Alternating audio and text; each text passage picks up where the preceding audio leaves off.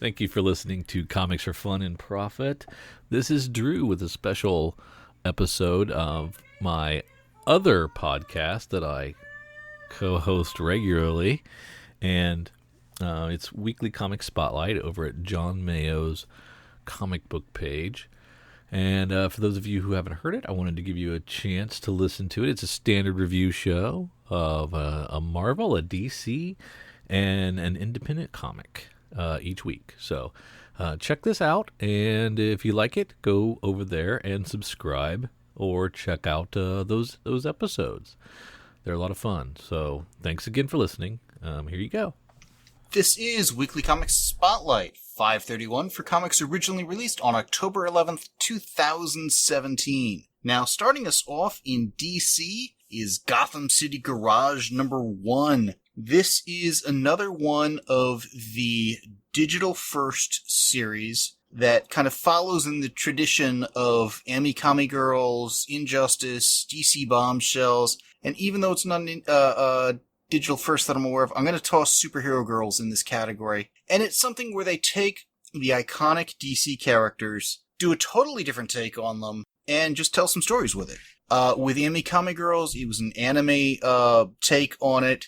Injustice was based on the video game and a little bit dark, not quite dystopic, but it's been going 6-7 years, so that's probably the most successful. Bombshells was based on the cover images, I think. This is based on a series of DC collectible statues, and I'm sure I've probably seen these somewhere, but honestly, they didn't really register for me at all, so I've got no connection to the source material of this whatsoever. Yeah, at least with Bombshells, it was a little more recognizable as, oh yes, those series of statues. Yes, I get that. Mm-hmm. I get the inspiration. This, I do not get the inspiration point. Maybe I've seen them around in cons and things, but I don't know. It doesn't stand out as well. Yeah, with Bombshells, they also did the covers. So I think we'd seen more of them, even if just in solicits and stuff. I don't know that they've done a series of covers based on this or not. So yeah, I think we're both kind of, it's an interesting idea, I guess. I wonder what it is. And I'll be honest, some of these sorts of titles have been fun. Some have been much better than others. Again, I point to Injustice as the most successful of the bunch in terms of let's take the DC characters and go in a different direction. The others tend to be more radically different takes on the characters. The World War II era or whatever for Bombshells. This is well, it's funny because this series is set 35 years after quote-unquote Luthor Rise, which I don't know exactly what is, but I'm going to assume it's the rise of Luthor and maybe not a good thing. Because this is also set in, what do they call it? Garden, the last city on Earth. Anytime you've got the last city on Earth, it's like, that's not good for the rest of the planet. But this is sort of, from my take, almost a cliche, post-apocalyptic sort of a setting. We've seen this last city on Earth riff tons of times before in various ways, shapes, or form, whether it's literally the last city on Earth. Everything from kind of a Mad Max sort of a thing. Heck, Power Rangers did a season where there was the one city that was left. And then one of the ones I want to reference is the Island City. I think it was a pilot for a TV show from 1994 that was, okay, this is the Island City. It's the last city on Earth. They'd go out, have adventures or whatever. It's notable for starring Kevin Conroy. And yes, that Kevin Conroy, the voice of Batman, but it was a live action role for him. So, this last city on Earth thing, seen a dozen of times, if not more. It's cliche, but that's the setting. The story they're telling, actually I found fairly interesting and intriguing and went in different directions than I had expected, because I didn't really expect anything in particular. Other than, frankly, based on the cover, I was expecting a stronger presence of Harley Quinn, and maybe she would be the title character. She was not. And I really loved how this title had a very fascinating mix of kind of hopeful, uplifting sorts of things, but also a sense of darkness and dystopic aspect. It's a utopian take on a dystopia almost, if you know what I mean. It was a bizarre juxtaposition, but it really worked. And I found this to have a lot more story than probably Amikami Girls or Bombshells. Or maybe not more story, but more story that resonated with me. That's the better way to put it. This actually, I think, has some legs to stand on, and could be kind of the next Injustice. I was I think this is closer to Injustice than it is DC Bombshells. Unfortunately, it was solicited almost like a DC Bombshells Part 2, and I wonder if it's going to alienate people out of the gate saying, I don't want any more of that, or I tried that and it wasn't for me, because this doesn't read like that at all. It's much stronger than that title. I feel like it was kind of a disservice to during the pre-order cycle to say that this is, inspired by statues as part of the whole thing, because it's way more than that, and that could have been an interior page, like thanks to the Bob Kane for creating Batman or whatever, something a line like that. It could have been thrown in there, like in characters loosely based on this line of statues or something. It didn't have to be the basis of how this thing was pitched, and I think that was a misstep, marketing wise. But that being said, there's a lot of fun stuff in here, man. It's yet another Elseworlds type story, and for those of us who read a lot of these Elseworlds in DC, it can be confusing. There's a lot of stuff going on in Justice, and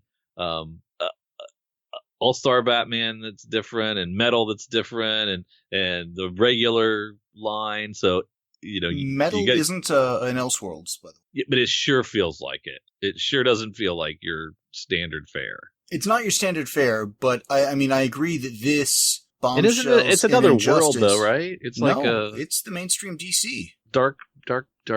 There's the dark multiverse. There Yeah. are other worlds in it, but it is taking place in the same narrative universe with the same Batman, Superman as Justice League, Batman, Superman, all those other titles. Whereas this is set in, theoretically, a completely different reality. Right. You get my confusion. Not entirely, but we'll go. I can see where it can be confusing. The listeners, you get my confusion. John doesn't, but you do, listeners. You feel my pain. Well, you're on my side. That depending how you stack your DC books, you can never have two books in the same continuity some weeks. It's quite possible. You'd have to go every other one with the mainstream, of course, but if you toss in, again, Commandy Challenge, this, or Bombshells, or Injustice, or a few others, yeah. Yeah. Anyway, that being said, if you can handle that and handle a bunch of universes and not worry about getting too confused like me, it's fun. You've got a Supergirl here, or in name, well, that's actually in her power set, but yet she's raised by Jim Gordon, which is kind of cool. And you've got a Batman who's really evil, and a henchman for Lex, which is really cool and a different. And you've got a futuristic world that's got some really cool things happening in it, and so it's fun. It's very Injustice-y in that regard, and there's lots of fun stuff happening that you're not getting elsewhere, and you can kind of enjoy that. The art is different, so it's a stylized art, and I think John and I have had a conversation about eyes in a previous review, and there's Yes. some really really weird eyes going on here, but not a lot of consistency in the quality of the eyes being drawn. But yeah, if you can handle the stylized art and you like Elseworldian takes, this could be fun for you. Yeah, I thought overall it was well done. There were one or two things that I it's like, I'm not sure I totally get the motivation behind this. I mean, in other words, were this a real world, what would have led to certain things? Specifically, and I don't know that they were named, so I'm going to call them the evil Batbots, which are the robots that have the Batman cowl and the assault rifles. It's like, okay, I'll grant the assault rifles. Why build in the weapons when they could jam up and you want to swap them or whatever? It's like, okay, assault rifles are available, they'll just use them. The trench coats, however, for the robots, interesting stylistic choice. Did they get cold? Do they need that for some other reason? I mean, it's a cool visual, it's a Batman visual, but I don't know, it's just things like that intrigue me. The use of Supergirl and having her raised by Gordon worked surprisingly well.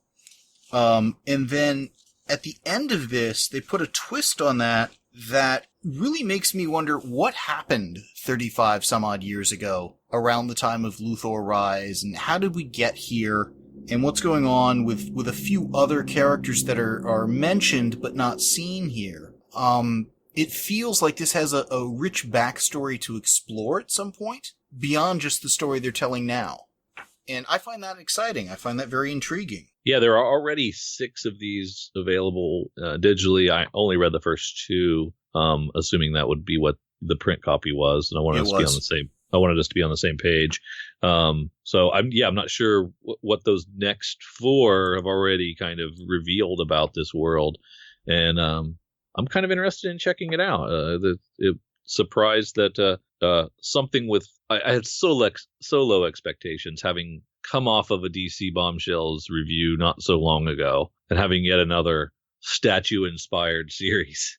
I really had gutter expectations for this, and so I was really pleasantly surprised by the quality of the storytelling and the interesting stylized art and things that they were doing in this world. What was your rating on this? Oh, I'm sorry. Did you give it a rating? I'm going with a B+. I thought this was solid. I think the really, really nice cover art was making me expect a little bit more out of the interior art than I got. It was good. It was solid, but different style.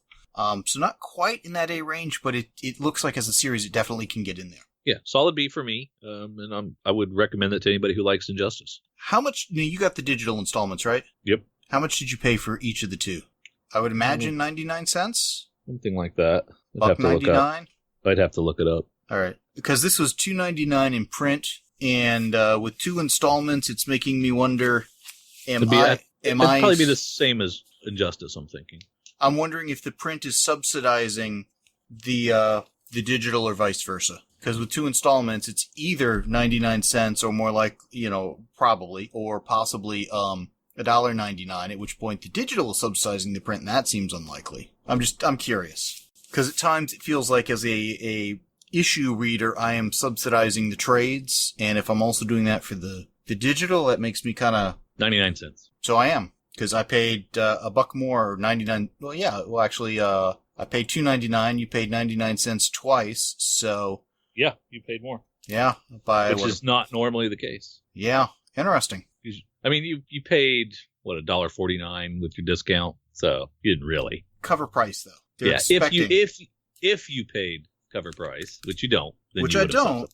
But right. DC doesn't get you aren't subsidizing anybody. Well, hang on, because DC's not getting the full cover price on the digital either. They're getting the same sort of rough percentage through the Comixology stuff as they get through Diamond, I believe. I could be wrong on that, but not radically different. Going digital doesn't actually save them a whole lot in terms of, they're not printing, but they've got to split the money between Comixology, iTunes, and 1 or 2 other places, depending how some of it works. Yeah, it was a horrible split the last time I looked into it. Depending on if they are going through Google Play or iTunes or whatever, it's everybody's got their hand out, and it seemed really like a severe cut they were giving up. Surprisingly so, because I know initially a lot of people, it's digital, you're not printing and shipping, it should be way cheaper, and it's not. But interesting. Shall we move on to our Marvel book? Yeah. This is Falcon #1. And this is part of the legacy stuff, but it's confusing because I know the Falcon had a 4-issue limited series back in 1984, and I think he might have had one more recently. So he should be at least #5. At least. He's getting gypped. It's just not fair. So I'm sure there's some kind of algorithm where if the numbers don't equal X, then we launch with a #1. I don't know. I don't know what the reason is. I'm guessing. I have no idea what their reasoning is for any of these. I don't think it's a huge surprise that Sam Wilson is back being Falcon. I mean, other than the fact he let some other kid use the name, and he is now just taking it back whole hog. Making me wonder, couldn't Sam have gone with some other name? First one that popped to my mind was American Eagle. Of course, Jason Strongbow was using that. And after that, I was running short on what would be a good kind of aerial, patriotic name that he could take. So I guess Falcon's as good as any. I got mixed feelings on the new costume. It's kind of cool, but there's something about it where the torso is just kind of plain and the design's mostly elsewhere that's non-standard, and it's taking a little bit for me to get used to. But it was kind of like that Nightwing redesign, minus the wings. Well, it's putting the wings down on the lower part of the torso. I mean, it kind of works. It's different. I need to get used to it. The one part about the costume that really did surprise me is it's apparently bulletproof. And not just a little bit bulletproof, I mean substantially bulletproof. Because early on in this issue, 3 or 4 thugs shoot at him at point-blank range, one with what looks like an automatic weapon. And these things just bounce right off, and they're hitting him straight in the chest. And he's not even getting the wind knocked out of him. So good on him for the upgrade. Bad on them for not shooting for the obviously unprotected parts. But, hey, they're thugs. They're not smart. I'm okay with that. There were parts of this issue I liked. There were a few things that I'm probably going to nitpick to death on this. I like the character, and frankly, I'm a little bit more excited about what they're doing here than over in Captain America. Of course, that may change once I read that issue. What were your thoughts on this issue before I nitpick it to death? It was okay, and I thought the character was pretty strong towards the end of Captain America. And he had some great speeches. And he was a real leader. And I kind of was going with him when he was giving up the shield and said, "I'm done. I've done my leading, and I just want to go back to just being a Falcon." So I was kind of interested in following him and seeing what he did. This was an okay story. These two rival gangs. It's kind of a boring story. It's really nothing special. I didn't like the supernatural thing at the end with Blackheart. I don't know that character, so maybe he's a long-standing character, and pretty sure he is, but a fairly forgettable one. Yeah, so I'm really not interested in that guy, and I'm going to give it a little more. There was some fun stuff with his partner and him going back and forth with him. That was okay, but for the most part, it was kind of a lackluster start, and as far as a number one and a debut to grab people and send them into the next issue, I thought it came up a little short. That's fair.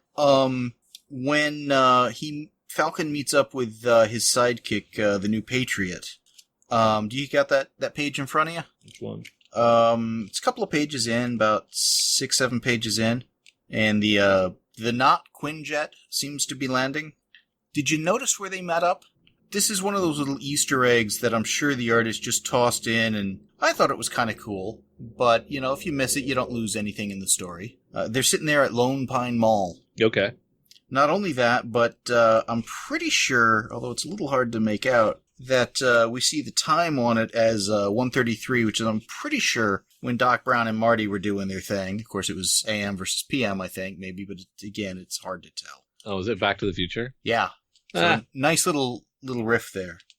One of the things I want to nitpick on is in this cliche story of we've got two gangs, two armies that are going to fight. Let's go broker the peace. When Patriot's going and talking to, what is that group? I guess the Kings. At one point he starts out with some Spanish. Then when he's talking again, it looks like he's in English, but at the end of that scene, the leader of the Kings is, "Hey dude, speak English, your Spanish sucks." And I'm like, how were we supposed to know Patriot was not speaking English? Back in the day, they'd put those kind of angled brackets like the greater than, less than signs around that text, indicating it's in a foreign language. There'd be a footnote saying, "Hey, it's Spanish. We've translated it for you because, well, we're that kind of nice guys as a creative team or editor or whatever." That doesn't happen these days. The closest I've seen is over in the new Superman title, where the Chinese is written in black, but the English is in blue or whatever, which I don't know how that does for the colorblind, but it's, to me, not radically different than doing the angled brackets in how foreign languages used to be dealt with. But the one that really kind of annoyed me, and I'm trying to remember where it was. Oh, I think it was when Falcon, a few pages earlier, was talking to that gang that gang. And the issue of trust comes up, and here's his line. My best friend, who was a symbol for all that's great about this country, lied to me for decades. Obviously, he's talking about Steve Rogers, Captain America. And clearly, Sam feels Cap was lying to him for decades about him, which I thought was a really strange thing to say. First, I would think even from Sam's perspective, he should understand the timeline around what happened at Pleasant Hill and that Cap was swapped or whatever, and this new bad Cap happened, which is why there was a real Cap to save the day or whatever. And it's one of those that maybe he didn't see it that way, maybe he doesn't, I don't know, but it's like, well, my interpretation of events and his are clearly different. Okay, fine. But decades. I don't think Captain America, Steve Rogers, has been out of the ice that long, much less has known Sam and worked with Sam for decades, plural. A decade, sure, I'll give him that. But it seemed like the writer was mixing up kind of our time in the published duration versus the narrative time.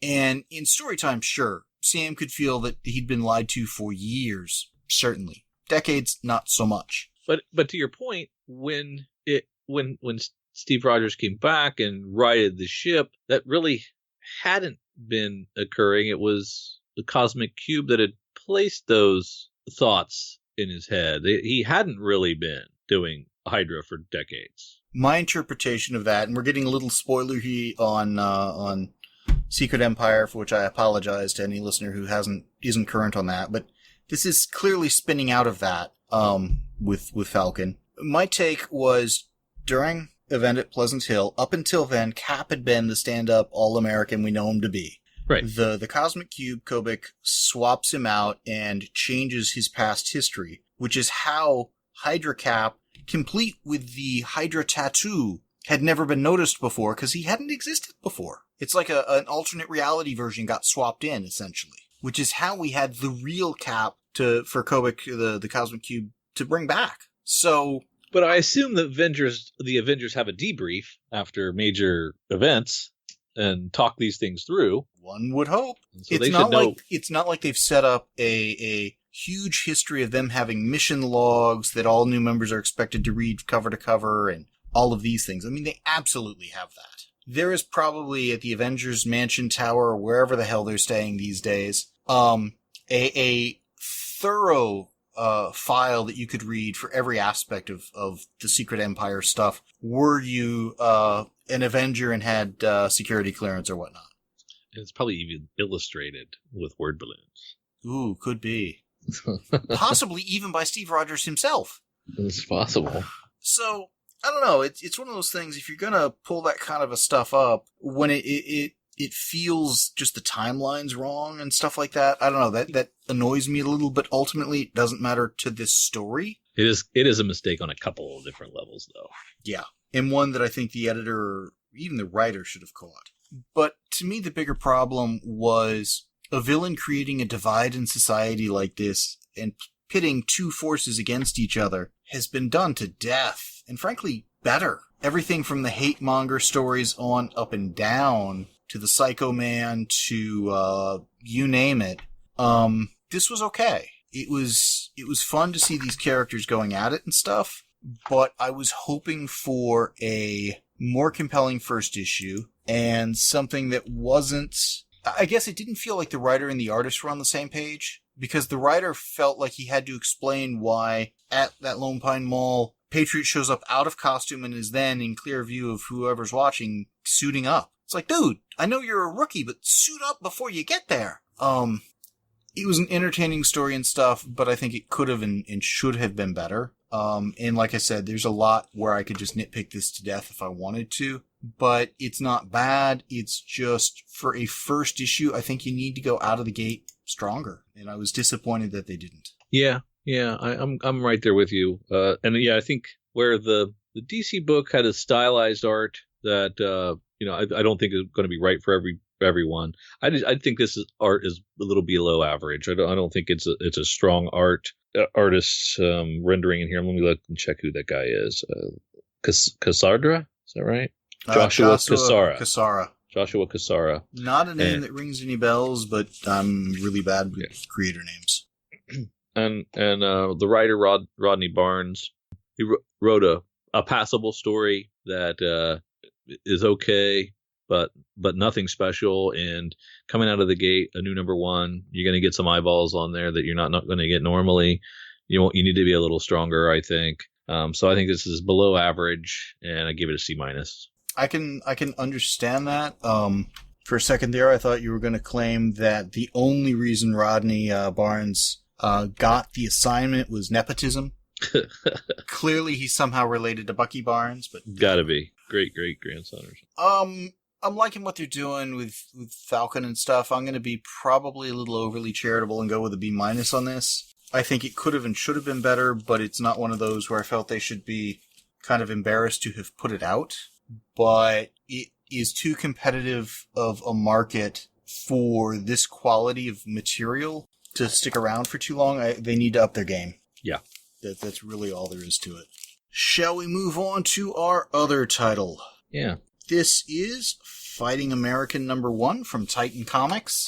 There is something kind of humorous about a British publisher doing an American, basically a Captain America style hero. I am not that familiar with the original Simon and Kirby work on Fighting American, so I can't say if this is true to the character or not.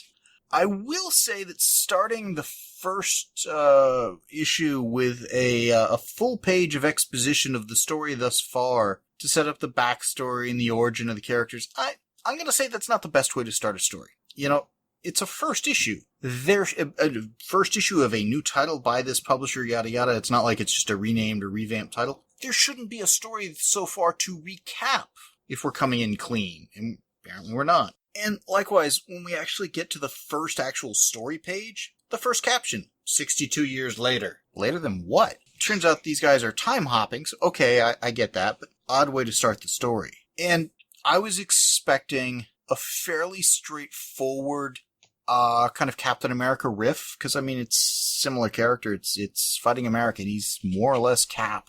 Speed Boy instead of Bucky, a few cosmetic changes or whatever.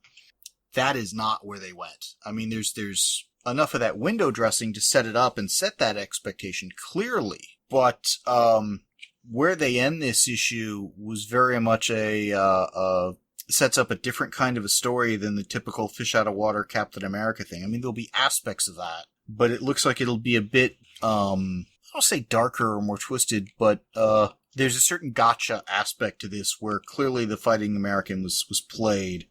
And I started to suspect that the minute the professor who invented the time travel, his nephew, was really seen, and the professor's smacking him upside the head with, "Shut up, kid, you bother me," kinds of things. And just kind of a, "Hey, you're here, we gotta go back so you can go clean the test tubes and the petri dishes." And I'm like, World War II era cleaning of petri dishing sort of lab assistants generally don't go well.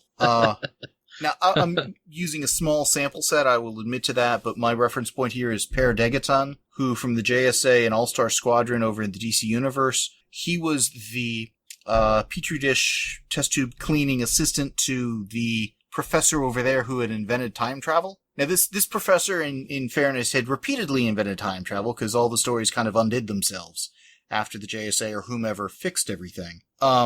So when we get to the end and we get kind of the twist there or whatever, it's like, okay, I'm not too surprised by that. And it actually, when this kid becomes, Kid Chaos, and the Fighting American, instead of getting all this weaponry and things the professor promised him, the kid's like, "Yeah, we came back. I killed him. You're stuck. Have fun."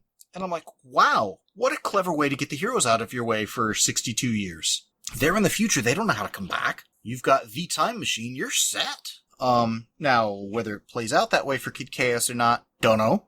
But it took what otherwise would have been a fairly pedestrian, almost cliche riff on Captain America and spun it into I thought, fairly interesting direction. Well, I assumed this was based on some existing property that I needed to know this long page of exposition to understand. So yeah, why did I need to know that Johnny Flag's dead and his kid brother now inhabits his reanimated super strength body? Why do I need to know that? And if I need to know it, why can't you just show me in a number 1 issue? That was weird. Unless it was like a new volume of something that it was renumbered. So why not have that in the story? Is your point? Yeah. That's kind of how I feel about the Marvel recap pages. Yeah, it's kind of it's kind of weird. It's a crutch. But then there's so much of it that never came up. Yes, in the story. I mean, none of this came up. It was this book. I was on a roller coaster. This was a roller coaster book for me. I started off thinking, obviously, this writer does not have English as his first language. There's a lot of problems here. Okay, now wait a minute. They're messing with me. Okay, this is obviously tongue in cheek. They're just being strange for strange sake, and the punchline's coming, and then it would kind of turn a corner, and I'm like, okay, they're serious about this, and this is the type of story they want to tell and the way they want to tell it, and okay, settle in.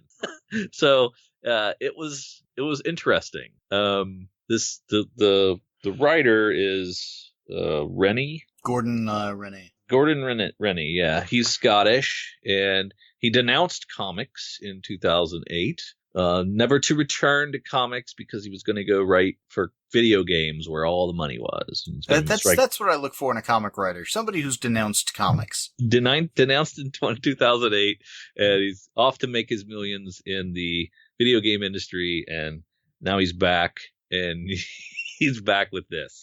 And I don't know. It just started off so obtuse and weird and just really stilted language, and it was really tough to read. And it felt like I either settled into the world or he got better at telling the story as the book progressed, because I at least got it a little bit. I'm not saying it's for me or it's something I really enjoyed, but I didn't feel like I was being punked throughout the reading of this comic by the time I finished it. So that's good. The art style is okay. I didn't mind it, but it wasn't great. Some of the characters are just really, really drawn in a style that harkens back to a time that I don't know if really existed or is maybe from the Golden Age or something. And I don't find it, nostalgic. I'm not nostalgic for that. So didn't like that much. The stuff with, oh my goodness, it's 2017 and look at how this thing happens and this technology, and it's been done better in other books, and so that I found really tiresome. And there was a lot of golly gee willikers fighting American, and just a language and a dialogue that I didn't find endearing at all. So this missed for me in a lot of ways, and just is probably not a book that's for me. And you might like it better if you like something like this. I'm trying to think of something that would. I mean, this is a poor man's Astro City, maybe. No, not even. But close. not even. I'm trying to think of something that this is akin to, and I can't because I don't read anything like this. Supreme. It's Poor Man Supreme, starring a Captain America riff versus a Superman riff. Okay, there you go. There's another book I don't read. It's not coming out these days. Okay. This is one that's a little hard to get a grasp as to exactly what direction, tone, style they're aiming for and trying to get here. And this was billed as a direct continuation of Simon and Kirby's classic series. Didn't read it, don't know. Maybe this is perfectly in line with it, but well before my time. Yeah, I guess like with Commandy, and the Commandy Challenge, I didn't read the original Commandy. But when I read those stories, I get a sense for what it was like, and then enjoy the story being told. Mm-hmm.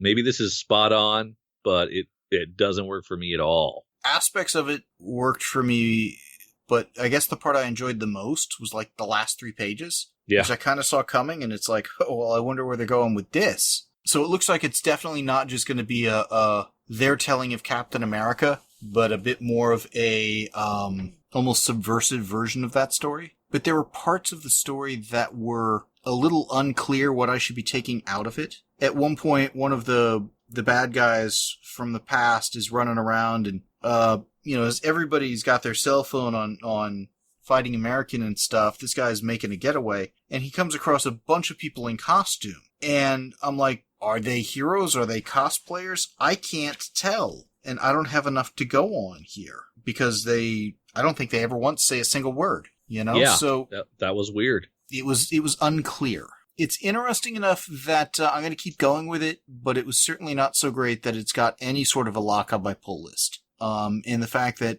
it was really the last 3 pages that kind of turned things around for me. If it was just more of the same of, oh, look, they've got shiny pocket notebook thingies they're waving at us. It's like, okay, I know what a cell phone is. I get he doesn't, but I'm not getting any particular enjoyment out of that aspect of the storytelling. Your point that at least a paragraph or 2 of the opening exposition was completely unnecessary. Yeah, I agree with it, but the whole, he's in his brother's repaired body or whatever, that there's something just kind of creepy about that I don't know if they're ever going to play with or not.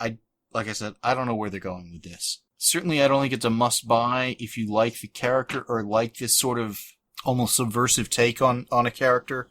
It might be worth checking out. The art is certainly not one I would say, is worth picking up solely for that. It's, again, I feel a dated style. But if you want a direct continuation of Simon and Kirby's classic series, and if this is indeed a true and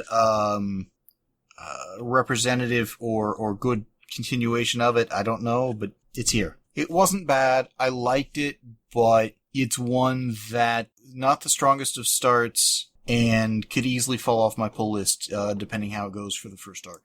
So I'm probably going to go, I was going to be a little nicer to it than I'm going to be. I'm going to go with a C+ on this. I was thinking about the B-, but there's really just not enough to hang my hat on. No, definitely not for me. I gave it a D. I don't recommend it. I don't know who this would appeal to, so I didn't like it at all. Understandable. Not everything is for everybody, and that's fine. So anything else? Does that pretty much do it? Hey, I think that does it.